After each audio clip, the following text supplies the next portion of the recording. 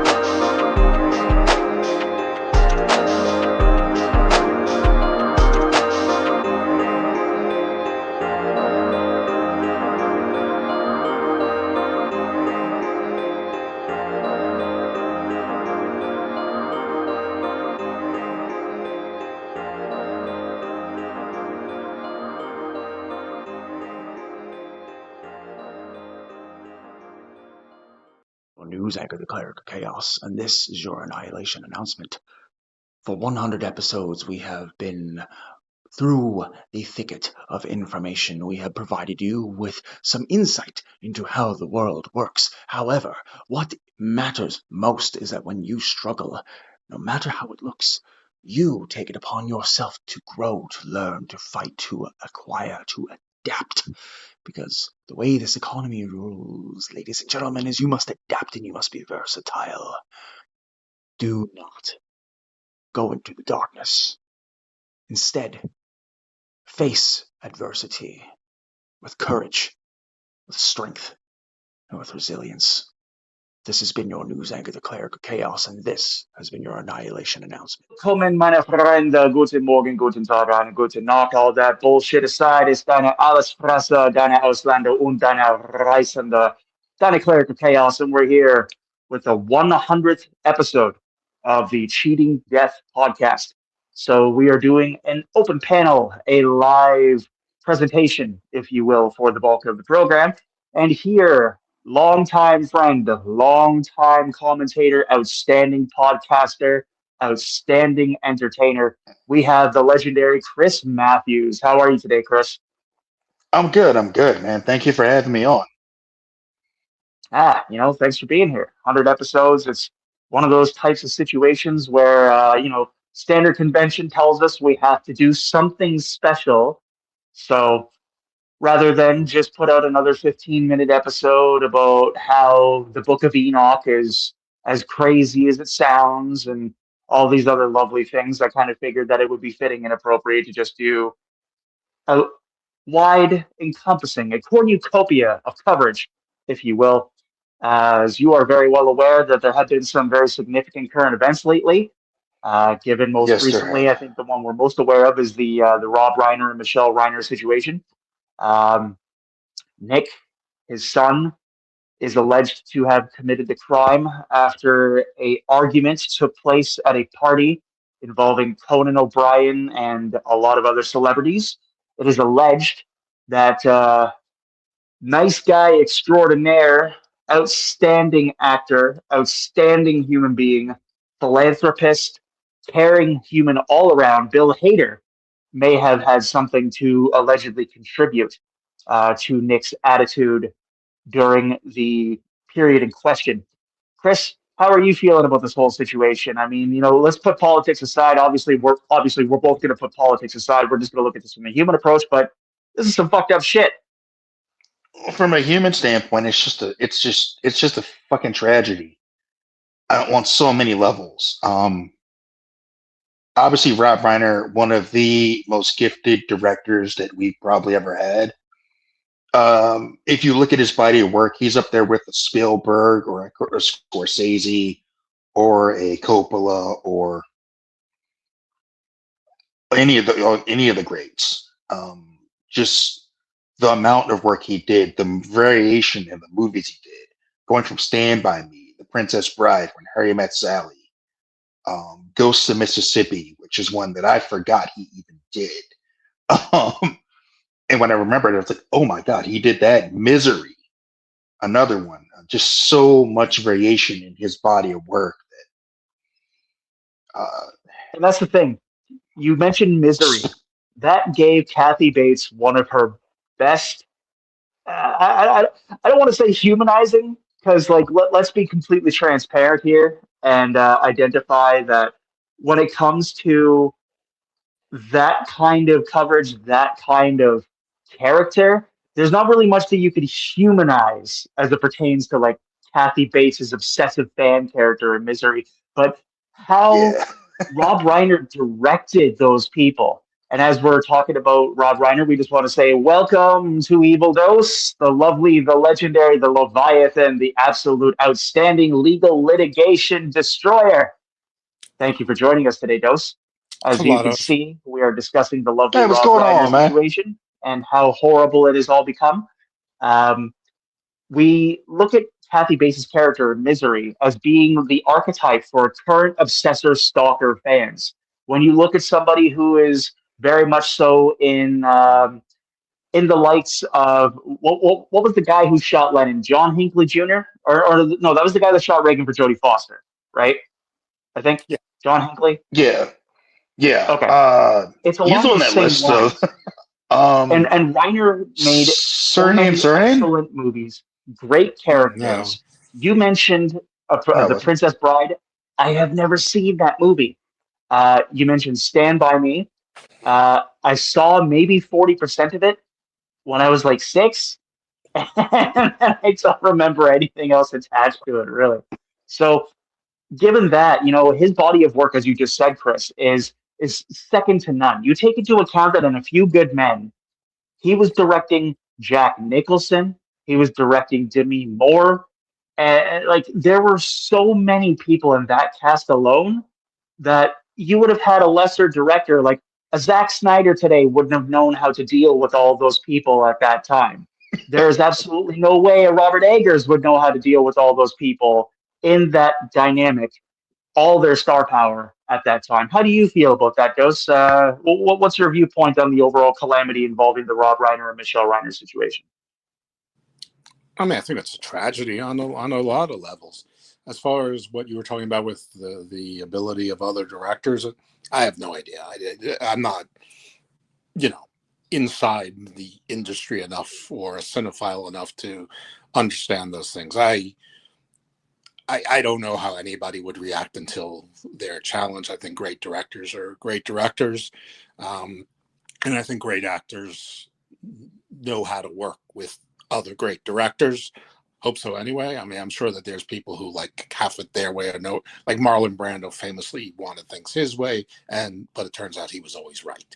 That aside, it's a tragic. It's a tragedy on and every level. It's a reminder that wealth does not equal health, or doesn't guarantee a good or great life or anything of that. That there's everything has its pros and cons, and people are still people, and everyone's a little bit broken. And the people who aren't broken, we call them narcissists. So, I don't know. And some of them are broken too. So they just See, don't we think take they that are. into consideration, and people in TMZ have stated that he has now hired, or the family has now hired, highly reputable defense attorney Alan Jackson. No, not the same Alan Jackson of country music fame, Yeah. sadly, but Alan Jackson, none the same. Are you sure it's not the guy who's in a, playing Chattahoochee? what's that? That would be hilarious if it Chattahoochee, was the Don't same Rock the guy. Jukebox. I Well, know we take you might into remember account. me, Jory, from the song Chattahoochee, but I'm also a very accomplished attorney. That's right. That would be kind of Don't hilarious rock if the it was that Alan Jackson. jukebox. My client needs a country song. It's like that South Park episode where they're like, "Where were you when they built the ladder to heaven?" episode, and he's just popping by, grifting, pulling the whole pro wrestler and selling shit at his merch table in every little fucking scene. It got me to thinking when I first heard the name Alan Jackson, because admittedly, I am no Nick Lopatolo. I am no Hollywood agent. I mean, I love movies. I act in them occasionally. I We write know for who some you are under that occasionally here and mask. there. Your name's Nice little Nick. indie Canadian super fantastic trips. Nice little unique Bavarian German period pieces that no one's ever going to fucking watch. But we all take into consideration that we all love and have a certain affinity with American Hollywood. We have a certain allure to cities like Los Angeles, California, New York City, New York, Chicago, Illinois. For all intents and purposes, even Miami, Florida is one of the epicenters of like when you think of 80s film, you think Miami. When you think 60s, 70s, you think like noir Los Angeles and gritty New York. Now, when we look at how movies are made as a whole, it's a completely different process. There are completely different types of personalities involved, and you don't have a Marlon Brando around anymore to tell people how to do things properly. You don't have a whole team of people that are going to be able to make a piece a little bit easier or a little bit better. Instead, you just have a bunch of people who are literally just trying to grab their bag and get the fuck out. It's no longer about the love. It's no longer about the artistry. You asked Ryan Gosling what his top 10 favorite movies of all time were. I guarantee you one of them is going to be one of them he was in because he's just that kind of person. And because he was born in London, Ontario, Canada, and anybody born in London is a fucking idiot. And I stand by that. But we look at this situation and we go into overall society and we have people on the left and we have people on the right. Some of these people are completely incapable of putting the politics aside and just realizing these people were stabbed to death. They were fucking murdered. Why is it that when we look at a situation like this, it's always somebody saying, oh, well, he was trying to dethrone the president. He was trying to do covert things to, subordinate the United States government. Who fucking cares? It doesn't matter. Like he said when Harry met Sally, the "I'll have what she's having" quote. There is absolutely no part of the society that I want to be having today. But talking about that, now that we have Mr. Dose on, there is a particular area of study that Mr. Dose he specializes in, and this is called the Garden of Thought. His absolutely lovely podcast, where he features a wide variety of individuals, both laureates, Nobel authors, outstanding intellects all around. So, Mr. Dose, in preparation for your appearance today, I have an inquiry with you about the Book of Enoch, sir. Okay. When we look at the first book, the Book of the Watchers, and we try to put together exactly who is responsible, I have read and consumed material over the course of the past couple of weeks that don't seem to agree. So I was wondering if you can maybe put some clarification on that. I mean, I can just give you my opinion, and despite your lovely introduction, I'm actually not a scholar. I mean, I guess I don't like the term independent researcher, but I'm closer to that than a scholar. I talk to scholars, but here's the truth: nobody knows. I mean, these we have fragments from various what we're calling libraries that have been, uncovered to history 2,000 years or 1,900 years after things were written, because they're old and because they're in Old Hebrew or Old Aramaic or ancient Egyptian, Coptic, whatever, Koine Greek. They are given the imprimatur of being accurate. And my personal opinion on the Book of Enoch is that, and the other books, is that they're fan fiction. I think they're works of fiction. I mean, the Essenes or ascends, I'm not even sure the correct pronunciation, they have a similar tale as well, except theirs sort of ends in like a Ragnarok type thing, but it's the same thing. In theirs, Belial is the leader. In the book of Enoch, different books which indicate different authors, you have different leaders. There's a Samael who sometimes is considered to be Satan. So's Belial, and some people say Belial is Baal, and some people say that he's Beelzebub, and and maybe it is depending on who's talking. And we look at these things as if they're all static. So if one of them was written in 100 BCE and the other one was written in 150 AD or a common era, it's not a continuity. It's not the same thing. It's like people reading Greek mythology and assuming that Apollo was the same in the year 300 BCE versus the year 3300 BCE versus what he meant in Thebes to what he meant in Crete to what he meant in Athens. These things are very territorial, and they move. I mean, these are silly analogies, but Thomas Jefferson, until recently, was viewed as like the greatest man, ever. Now it's like he's a slaveholder. He was, and then for a while it was romanticized. But he really loved Sally Hemings, I think, and her kids. And the facts is, yeah, not so much. And so Thomas Jefferson, who is a great man in history, meaning large and probably great in a lot of ways, and clearly a great intellect and all of that stuff, but not great in every way. And then to judge by the morals of today, obviously it's different. But the point is that his story has changed, and he's a historical figure. Anyway, who wrote it? There's a lot of paperwork. Probably. There's a lot of trails. Christian sects that didn't quite call themselves Christian yet. There was. Everyone says the church and thinks that there was one church. There was never one church. There was just one successful church or one back church. There were always groups and sects, just like there are now, except now there's 40,000 different denominations of Christianity. Back then in the Holy Land, there were probably, 3 dozen, some of which might have had 12 followers. Others might have had 1,200 followers.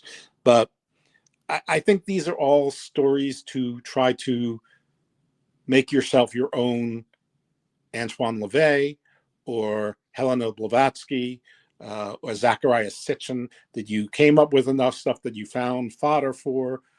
The Bible was informed by earlier stories, and there's plenty of open spaces for interpretation. I think people filled them in and said, I am the leader. I'm going to be the Pope, which was a term that didn't exist yet. I'm going to be the rabbi, the high priest, or the prophet of this. I mean, there's a reason the term madman in the desert is a cliche.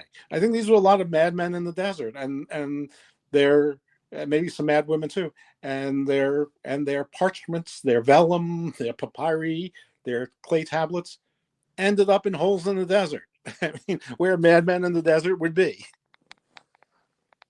Well, there's also been a lot of bastardization over the years, and I say over the years as if it's been like, oh, you're back 20 years ago. No, we take into consideration how, as you put it, they're just stories for people to live their lives by. The Book of Enoch is essentially a glorification, like how H.G. Wells and Orson Welles in particular. Sorry, H.P. Lovecraft. My God, I am so tired. But H.P. Lovecraft, Orson Welles, authors and creators that went to the sensationalist. Now, I am no authority on any religious matter formally. In terms of the Cleric of Chaos name, there is a significant reason why that's been my moniker for about 20 years. When we take into consideration how people view religion and how people can twist it and contort it to their own perception. Most people, when they're going through the tenets of Christianity or Catholicism, or aligning along the sides of like an Anglicanism or Lutheranism, they're taught that when they sin and you go to hell, that the punishment is eternal. that there is no escape, that damnation is the ultimate crime for your sin. Meanwhile, at no point in the Old Testament or in the New Testament does it state emphatically that both punishment, damnation, and hellfire are eternal. They're Or used as before. purification periods and phases, and there is Exactly. only one sin that will never be forgiven, and that is the blaspheme against God himself. Now, that's not necessarily saying, I hate you, God, you suck, you're a dick. No, it's basically stating emphatically, I not only rebuke you, but I also refuse any possibility of ever obtaining forgiveness, not only for my sins, but also for the global overarching level of sin. So you take that into account and you understand that the eternal damnation, or the concept of eternal damnation, societally speaking, has always been used as a form of control, has always been used as a form of keeping people complacent and keeping people in tune. Now, Chris, you just launched your own podcast recently, specifically different from the Bayou Geeks. We're very well aware, and it's called the Minorities Report, correct? Yes. Yes. Okay. They One of predict the things crimes of I the wanted to future. check in with you specifically, and you're a sports Mm-hmm. guy, so I want to ask you what Yeah. your opinion is on the NFL trying to move away from the standard convention of, hey, you go to the combine, you work your ass off, you're put on the practice squad for half a season, and if you're good enough, you make the regular case. The Shador Sanders situation, the current issues with a lot of outspoken members of the Jacksonville Jaguars and of the New York Giants in specific, some of them are not very happy with where they are. How have we gotten to where we are now when you take into consideration less than 10 years ago, the NFL was fully supporting Colin Kaepernick? Now, anytime anybody speaks out, it seems as if the NFL has kind of turned face and is starting to punish them. Do you have anything to I reflect think on that, sir? I think a lot of it is just a lot of it is trying to kowtow to the current administration. Um, because of I make my politics very clear, but I don't hide it in any straight way, shape, or form. But this current administration is appears to be about complete control. They just want to control everything. You look at what they're doing in major cities. You have like the National Guard being deployed to like cities and doing whatever they're doing. You have all this stuff going on. And the sports leagues in general don't want to rock the boat because you look at what they did with Jimmy Kimmel, where the head of the FCC threatened to pull him and he got suspended. And what he said wasn't even worthy of suspension. He didn't say anything bad about the person, about anyone who was deceased. He used his own words and said, these are the things he said. This is what he believes. And it's inflammatory when you take into consideration just how far the idea of, and before I say this, I'm cringing internally because we've all heard the notion of the First Amendment, the right to free speech. We have the right to say whatever we wish to say, blah, blah, blah, blah, blah. Yes and no. When one takes into consideration what is allowable and what is conceivable to be allowed under the notion of the First Amendment, it doesn't necessarily mean that you can then go into government, use that power specifically so you can stifle other people who don't agree with you. It is, and I hate to make the comparisons to the predecessors before my family and during the obviously really rough time, approximately 90 to 80 years ago, but this is exactly what happened there. The Weimar Republic from Exactly. 1918 to 1932 was an absolute systemic disaster, not because Germany lost the war, but because the Allies decided to bankrupt the entire nation.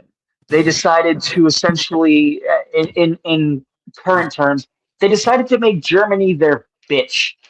And when you do And that it to led a to the people, rise of you do that to a people long enough, you take food out of people's mouths long enough, you make people suffer long enough. If they survive, they are going to come back at you tenfold. It's one of the reasons why revolutions never happen in France anymore, because they know what's going to happen. Someone's getting guillotined and there ain't going to be shit anyone's going to do about it. People don't right. revolt in the Baltic nations as much anymore because there is a significant level of oppression there. You take into consideration Lukashenko, the asshole who is the fucking leader of Belarus. When was the last time a Belarusian came out and said that I feel free to express what I want to express? Never. Because Or you have there's an Russian element. windows where if you question the Russian government, you're you're getting thrown out a window, you're falling out a window somewhere, or you're drinking tea in your own house and dying of polonium poisoning or some shit. The last time Vladimir Putin had a credible threat to his leadership, the man was killed. He was poisoned multiple times. It's like, We look at that and we all say, oh boy, howdy, sure does suck to be him. Oh, well, gonna get on with our lives. But the reason why my home of homes, the German Democratic Republic, and East Germany was formed was because the United States, the Soviet Union, could not agree on how to, quote, split Germany up. Instead of treating them like people, they treated them like cows, cattle, herd. And obviously, this goes without saying, the disaster of the 1930s and 1940s, where approximately 6 million people are alleged to have lost their lives through the Holocaust. It was a bad time. But you take into consideration that the sins of the father do not match the actions of the son. And you have a whole ton of people, an entire generation of people now, that look at that chancellor as not being the insane drug addict, crazy, just completely socially inconceivable and incompatible man that he was. There are people now who look at that man as being a hero. There are people now who look at that man as being a savior of quote unquote white Europe nationalism. And admittedly, as someone whose roots are very strongly and firmly based in Leipzig, in East Germany, and in some areas of West Germany too, but mostly East German, my family on the father's side was taught to be proud, was taught to be industrious, was taught to learn for themselves. Now, my dad ends up being a piece of shit and cheats on my mom multiple times and ruins her life. That's neither here nor there. That has nothing to do with Germany. That's a him thing. But you take into consideration how that has reached over to today. Moldova, Transnistria, if you really want to get that niche. A lot of these places still long for the Soviet Union. Why is that? It's not because they don't have free speech. It's not because they don't have a complete access to government services and social services and a way of life that they didn't have from 1945 through 1989. It's a longing for what one never experienced, the feeling of nostalgia, the feeling of not really being able to understand why all of these things were as hated and as worrisome as they were back in the times. But now which you brings have up the whole people. "Make America Great Again" movement, where they're like, "We want to make America great again. We want to take it back to where it was this, or where it was that, where it was like this back in like to win the 50s, the 20s, because those times weren't that great. Like we had the Great Depression, we had Prohibition. Prohibition, we had there was still segregation and stuff like that. The And Greenwood Massacre of 1921 in Tulsa, Oklahoma, where Yep. A bunch of jealous white people were very, very disappointed that a bunch of wealthy, hardworking, industrious, true American black people were massacred, slaughtered, destroyed, decimated. Their places in Congress usurped. Their places at City Hall taken away from them. Why? Because a bunch of honkies decided to get jealous instead of working, instead of learning, and instead of working together as a community. Oh, you're at this level now? No, no, no, no, no, no. We can't allow you to have that. That's absolutely not okay. We're going to burn down everything that you stood for, everything that you did to become a success. And to make it even worse, we're not going to teach our kids about this in history because we're way too embarrassed by it. You take into consideration how that makes, which is what they're doing with slavery and everything now. Like if you take away education, if you take away learning about the past, no matter how good or bad it was, you run the risk of repeating the same mistakes. That's why you're taught about the Holocaust. That's why you're taught about World War II. That's why you're taught about slavery. That's why you're taught about the Civil War. That's why you're taught about segregation and civil rights. You know, it's a way that we're not taught. Our prior conversation, which I'm going to go back to, is strangely related to exactly what you're talking about right now. So all or almost all religions, mythologies, pantheons have a story about a great war, basically between good or evil, where good just barely wins and can't quite eradicate the evil, but God is sort of the trump card, or the king of the gods is kind of the trump card, who can take care of it when he or she decides, but never quite does so.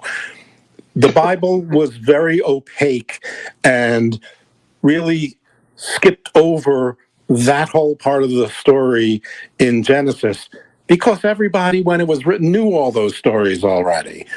But because of that, they sort of skipped over the God to creation, to man.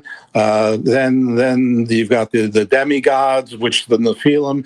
And because of all that was blank, and because the flood was created due to the sins of man, 1,000 years later, or however long it was, basically from 100 BC to 150, 200 CE, people tried to take that back. They decided to say, nope, those weren't demigods. That was a sin. Human women sinned. The continuing sin of Eve was there, and they had these giant Nephilim giants who were cannibals, and they were defilements. And God created the flood because of them, because it was so bad. But some of the giants somehow left because God can't take care of his work. Or some of the giants, and that's what the Israelites were allowed to commit genocide because they were still descendants of giants around, and or the giants were destroyed. Their demonic spirits still occupied certain places. That Gaza actually means possessed or whatever. And basically what they did with all of this stuff, the Gnostics created a whole thing where God isn't God. God was the demiurge. There's actually a God above that, but sort of let his insane sort of great nephew or whatever, make a matrix-like reality, and sent his son there, Jesus, so that we could get out of it. Point being is that the blame was taken off of humans for all the sin. The blame was put on demons and whatever. And those demonic presences, either through bloodlines or through the demons, still exist today in the bloodlines and the Cabal and the NWO and the Illuminati and the 13 families, or the 10 families and the 13 houses and the Jews and the mark of Cain. And it's all tied into that. And all of that is what QAnon piggybacked upon. Did not invent, piggybacked upon and repopularized and somehow had it, on an island. So all that's old is new. There's nothing new about demonizing others. There's nothing new about demonizing others as being cannibals. There's nothing new about demonizing others as sacrificing and eating babies. That is as Or old dogs or as cats. that is as old as writing is old, and I guarantee you it's older than the writings. So this and all of that's what's happening right now. It is the same thing as in the Bible when Yahweh or God, El, whatever, is telling the Israelites, don't be like the Canaanites who put their babies through fire to go to Moloch. Yes, they're the demons over there. They're the bad guys. I'm the good guy. Like even the celebration and the overall canonical inclusion of Moloch and the implication that he is a false god has in terms of not only the Judeo-Christian religions, but also just overall, like, you know, I'm pretty sure everyone is aware who Jeffrey Epstein or Jeffrey Epstein, however the fuck he pronounced his name is by now. Most people are aware Deceased. You of his pronounce his name as deceased. Oh my god. Womp womp. That was great. But you take into consideration all the bullshit surrounding his island and his island, whatever. The island that is associated with his bitch ass, whatever. There is rumors, and I'm only saying rumors because I've only seen pictures, video. I am not going to go on record to say something is legit and not doctored when I haven't done my fucking research, but I have looked at numerous examples of people saying that, oh, him and the cabal that went to these islands to participate in trafficking of minors and all of these other types of people, that it's because he worshipped Moloch. It's because he had an effigy to Moloch on his fucking temple or whatever. I'm just like, no. Or those people were all just sick fucks, man. I mean, it boils down to that. I'm sure he had some Bacchus imagery and some satyrs up there as well, which every theater does too, with the comedy and tragedy masks.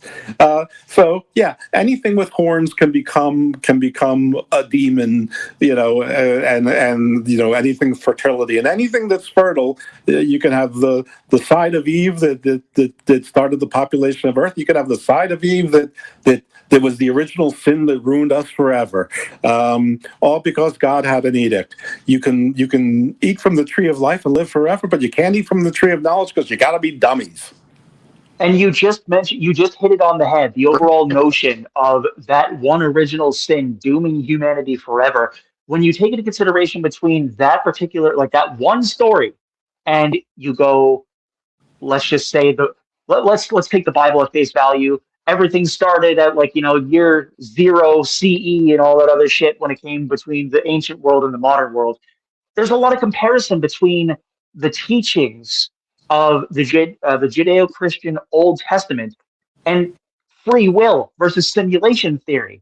Because in the Old Testament, it basically challenges you to say, yeah, you know what? You might think differently, but this book is it. This is everything you need to know. You never need to know or understand anything further.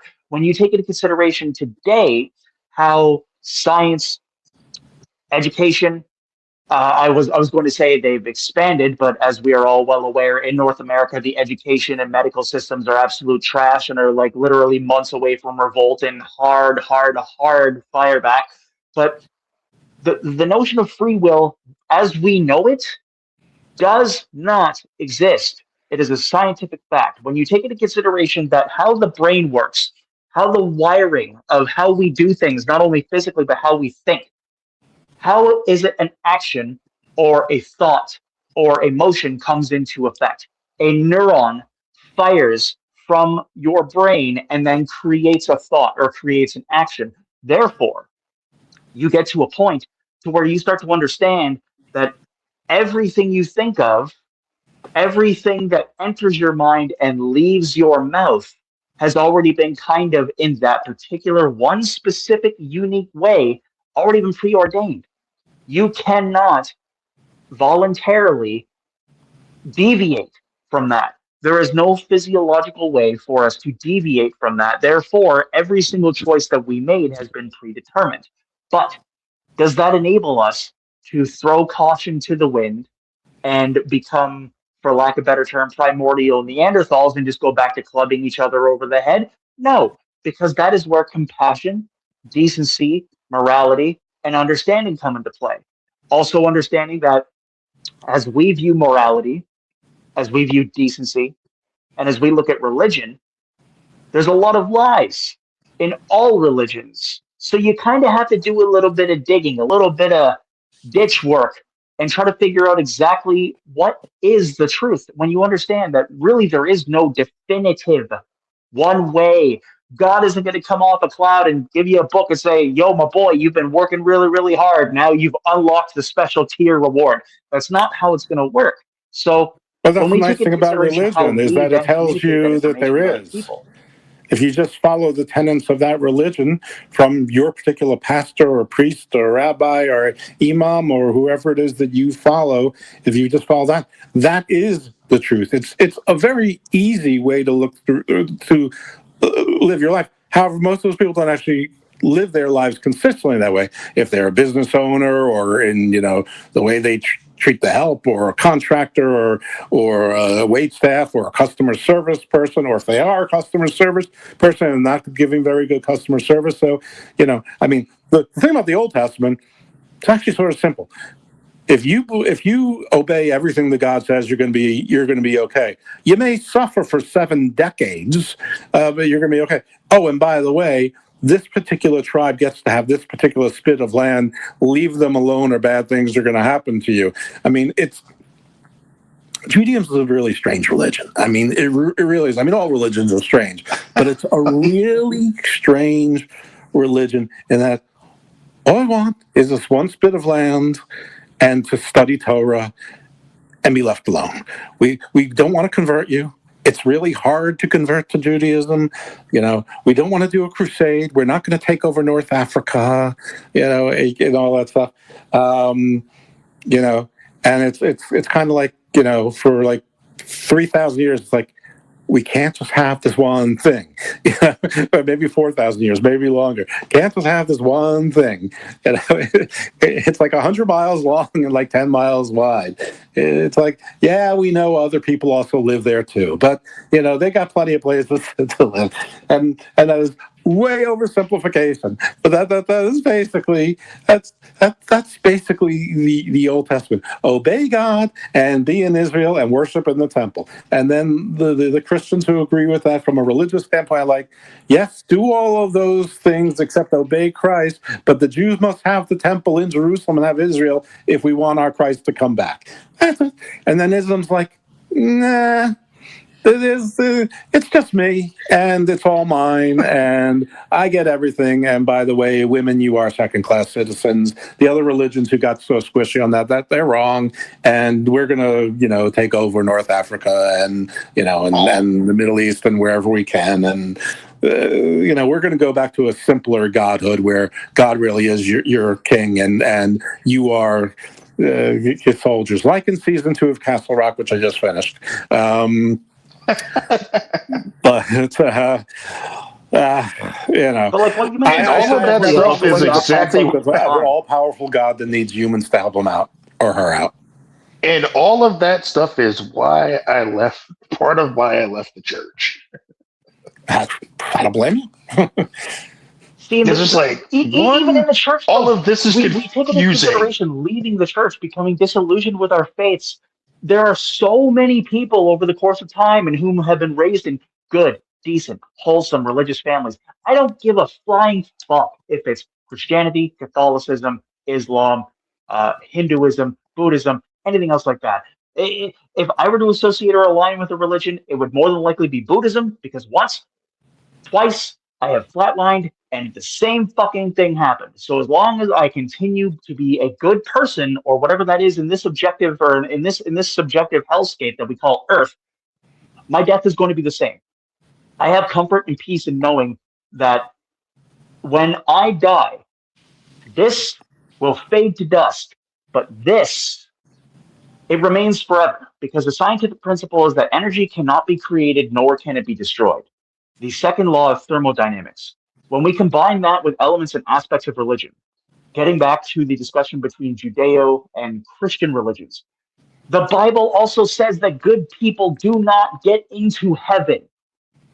It states it emphatically and clearly in several books in the Old Testament that it doesn't matter how good you are, you don't get in. No one does. To Because be clear, heaven is the a Jews notion of have an no heaven ideology. or a hell. But even in Christianity, the rapture is only for a few. A bunch of people just sort of go to like the Jewish underworld, which is sort of like the Norse underworld. It's sort of like a fugue state. But instead of the warriors going to Valhalla, the warriors go to like a heaven and maybe join the angels. And then 144,000 people remain as witnesses. So, and the most religious people I know rail against Stuck in the elites. apocalypse. Yeah, the most religious people I know rail against the elites. What's more elite than after a rapture that there's only 144,000 people who are in charge of the rest of everyone else? There's more than 144,000 elites in the United States right now. The whole world. Well, this goes back to the episode of Garden I thought I did with you, where I talked about like the end. Like when I die, I want to go back into the particles it created and just be among the stars. Right. Right, but you want to have some consciousness to know that you'll be doing that. I'm not sure if Cleric cares whether he's part of the consciousness or not. I think he's just happy to know that he will go into the stardust. Able to. Me, who at one point had like that Tony Soprano blacking out face plant, but it was called a minor mal, which I guess was called a small stroke seizure. Who had that? My body just switched off. I felt like I was on a speedy merry-go-round or too close to a subway. Oh, shit. Kind of sensation, and then everything turned off. That, if I never woke up, that wouldn't have been a bad way to die. Do you still have those? Because I have seizures. No, this is the strangest thing, because everything about me is strange, obviously. But of all things, I've never had a problem with blood pressure. Apparently, I had low blood pressure, and I was told I need to have more salt. Now, if you look at me, you would think that I would have high blood pressure, and I need to have less salt.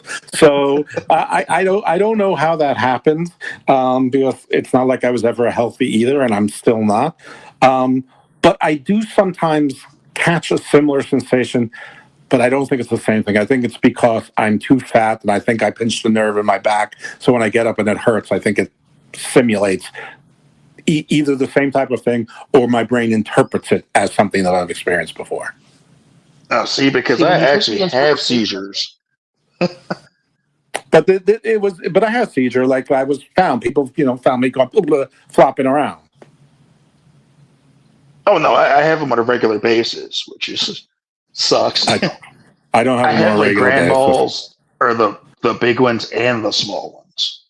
Yeah, no. I mean, do you have epilepsy? Yeah.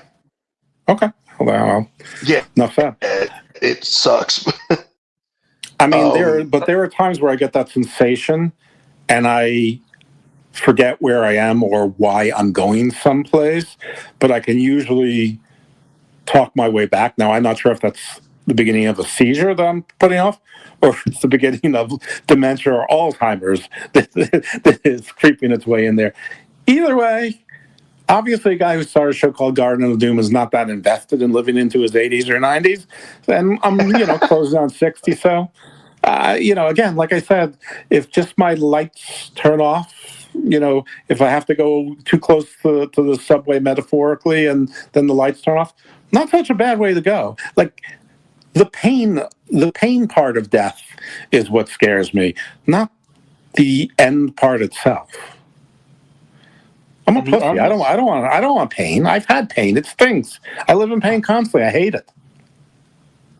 But we look at the end differently, as an idea, as a notion, as a way of putting to rest in the mind what is constantly bothering it, and that's the fear of the unknown.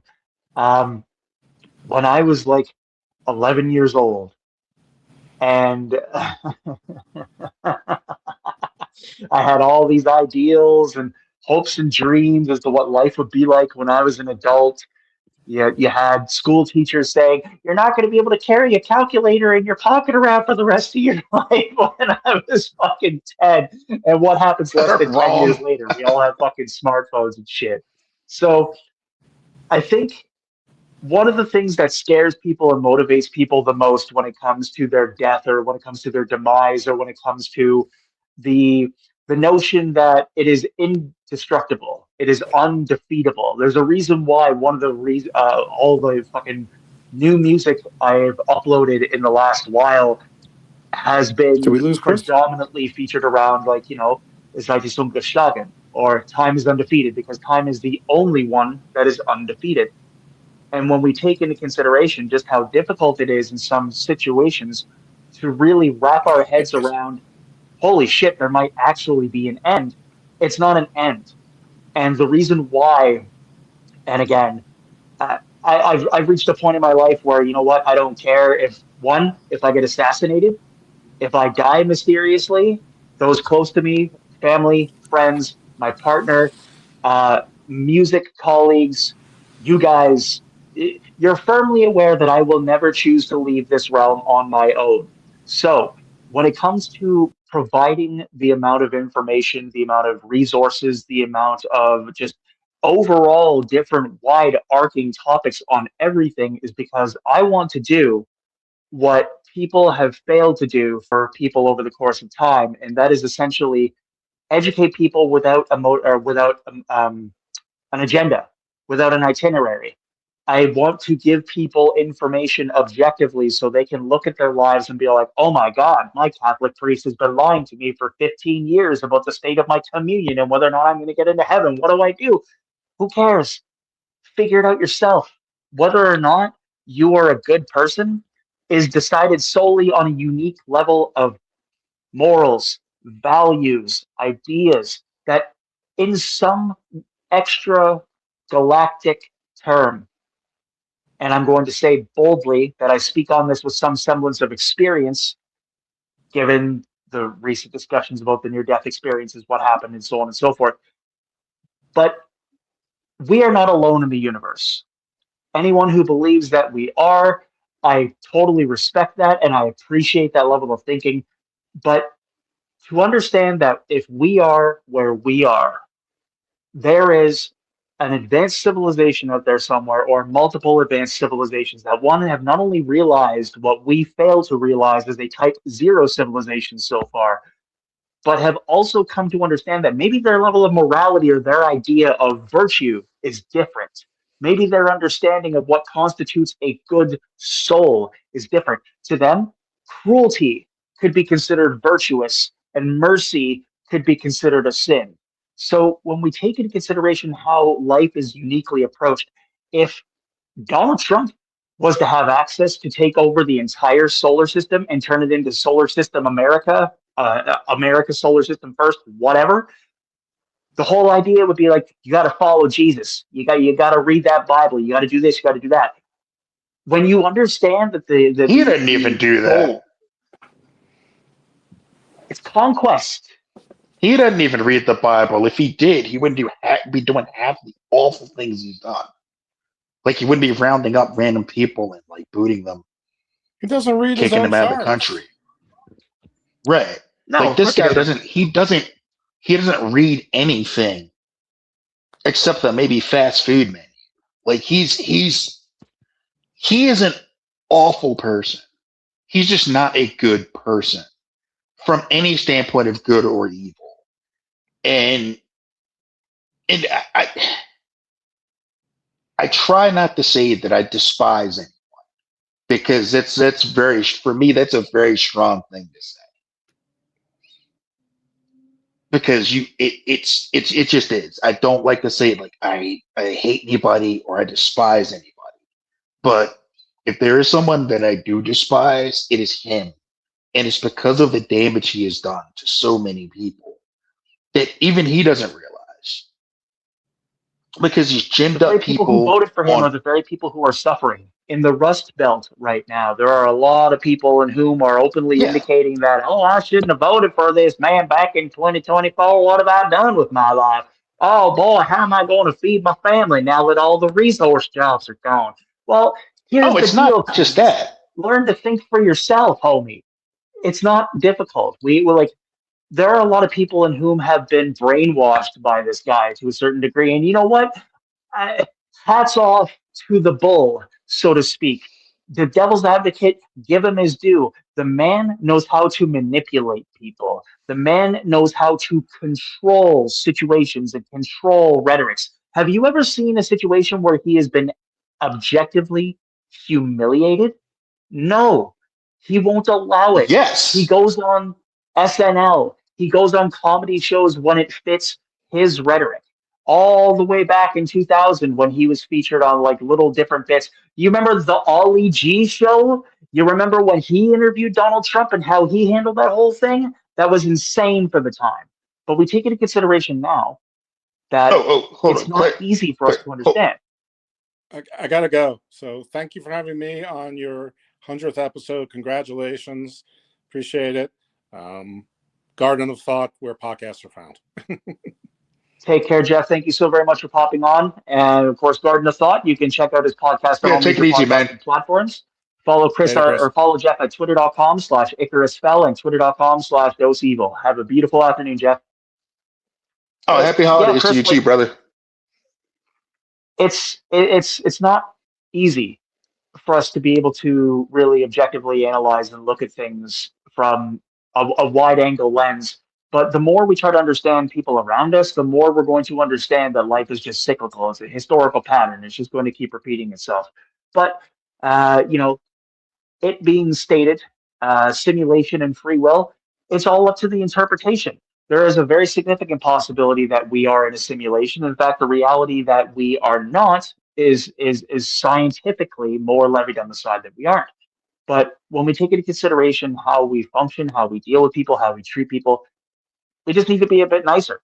We just need to try a little bit harder sometimes. And when you mix a person like Donald Trump into the mix on a federal politic level, and he is literally able to impact just about anything on Earth now, it's a completely different life.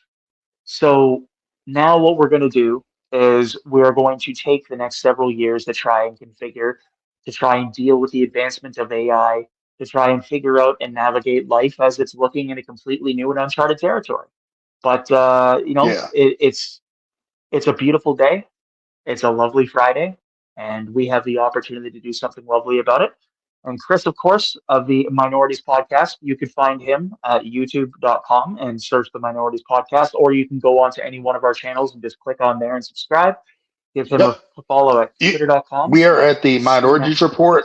We are. You can find me on YouTube at Chris Matthews. I'm there.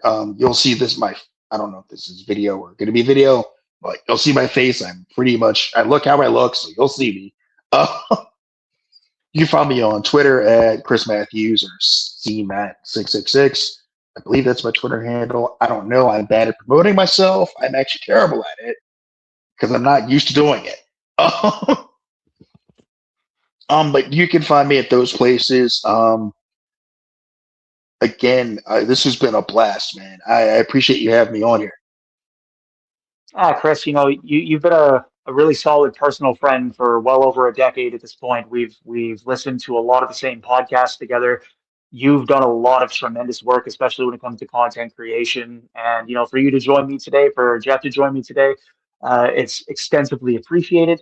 Here's to 100 more. And for those listening, Oh yeah, this is and also going to congratulations be on on 100, man. video. We are going to provide you with an opportunity to download any episode that you want from the drive as well. Episodes 1 to 49 are all available for free in our Cheating Death Podcast Google Drive. Chris, this interview, well, it's not even an interview. I'll call it a fireside chat. This fireside chat, both the audio and the video, are going to be available in the Google Drive as well. So if you want to cut it up, clip it, use it for your StreamYard and use it for your content so you can boost some of your numbers on YouTube, you're more than welcome to it. So, Oh, with that okay. being said, it's the holiday season, everybody. We want to remind everyone that life may be hard, so don't be hard on yourself. And at the end of the day, all we got to do is just try our best. We love you all. Take care of yourself and each other. Program, we promised you a top 5 list of our favorite black metal songs. So this is just going to encompass from 1994 to 2000 and is as follows. Coming in at number 5, we have Reincarnation. Coming in at number 4, we have Mind Corruption. Coming in at number 3, we have Path to Babylon. Coming in at number 2, we have The Fourth Dimension. Coming in at number 1, we have The North Wind. What is your top 5? Email us at thecheatingdeathpodcast@gmail.com. Brought to you by the Cleric of Chaos. There are some people out there who will say that metal music is evil, whereas I disagree. How can you look at an iron rod that's playing a guitar and call it evil? That's mastery. Whether or not you agree with free will or simulation theory is of no matter, for the world will spin the way it chooses to spin. The electromagnetic field will predominantly be comprised of electrons until the shift occurs. All that matters is that you take time to make the most of your time while you can on this planet. Thank you for tuning in today. Take care of yourself and each other. Death Podcast is brought to you by Nachtem Leben CRDVC, Chaos Realm Records, and CR Deutschland. If you'd like to support the program, you may do so at the links in the episode's description. If you'd like to follow our friends, consultants, and personnel of the program, you may also do so at the links in the episode's description. And if you are experiencing psychiatric duress, please call 1-800-273-8255 or dial 988 from your mobile phone in the United States or Canada. If you or anyone you know is experiencing domestic violence, call 1-800-799-7233. And if you are looking to adopt a playful puppy or a cute kitten, please visit your local animal adoption rescue center. And remember, life is hard, but that doesn't mean you have to be hard on yourself. Remember, we're pulling for you. We're all in this together.